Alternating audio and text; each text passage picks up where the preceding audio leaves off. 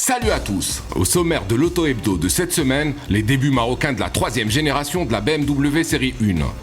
La révélation du Volkswagen Tiguan Evolution. Le service financier lancé par FCA Maroc et Wafa Salaf.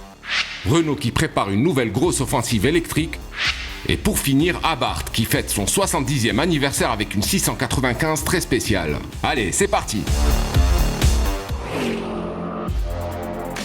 La troisième génération de la BMW série 1 vient d'effectuer ses débuts sur notre marché, avec ses lignes racées marquées par sa calandre hypertrophiée et ses plis de carrosserie sur les flancs, avec son habitacle aussi cossu que high-tech, ses kilos en moins ou encore sa suspension arrière multibras, la série 1 dispose d'arguments solides. Sous le capot aussi. Pour le moment, seuls la 116D et la 118D qui affichent respectivement 116 et 150 chevaux sont disponibles physiquement dans les showrooms marocains de BMW. Les autres motorisations, notamment la 120D de 190 chevaux et côté essence, la très sportive M135i forte de 306 chevaux sont disponibles à la commande. La série 1 démarre à 323 000 dirhams et culmine à 414 000 dirhams.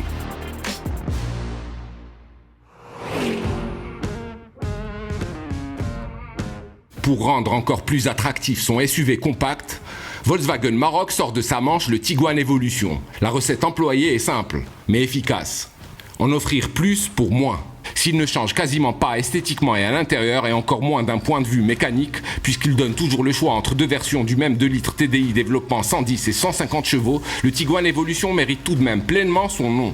Il conjugue une montée en gamme spectaculaire grâce à des avantages clients pouvant atteindre 60 000 dirhams en fonction de la finition retenue, avec une baisse des tarifs qui oscille entre 20 et 30 000 dirhams. Il devrait signer une fin d'année de haut vol en termes de chiffre de vente.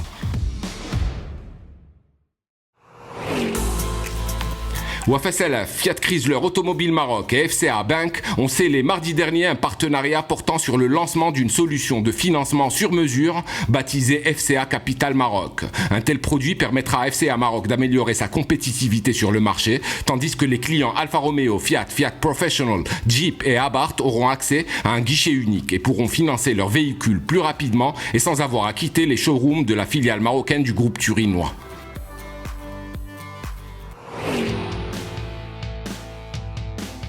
Renault avait pris un départ canon dans la course à la mobilité 100% électrique avec le lancement en 2011 de sa gamme zéro émission. Mais seule la Zoé a réellement rencontré le succès. De plus, la concurrence est en train de refaire son retard depuis quelque temps. C'est donc l'heure pour Renault d'aller chercher le second souffle. Le management du constructeur français a annoncé récemment que de nouveaux modèles 100% électriques sont en cours de développement. Le premier modèle à voir le jour devrait être une compacte, une concurrente frontale de la récente Volkswagen ID.3.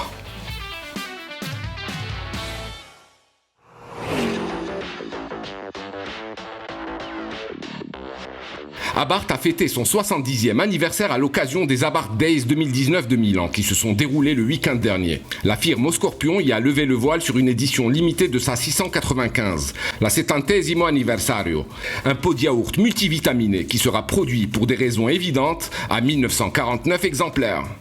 Cette 695 70e anniversaire fait de l'effet avec son kit aérodynamique suggestif, sa livrée vert pastel historique et ses stickers. Elle joue également la carte de l'exclusivité à bord avec ses sièges Sabel tricolore, cuir et Alcantara ou encore sa plaque numérotée. En revanche, elle fait moins d'efforts sous le capot, reprenant tel quel le 4 cylindres 1,4 litre turbo de 180 chevaux et 250 Nm de la 695 Rivale.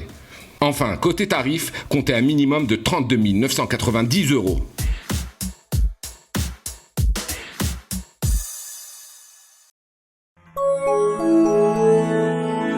À très vite sur Wandaloo.com.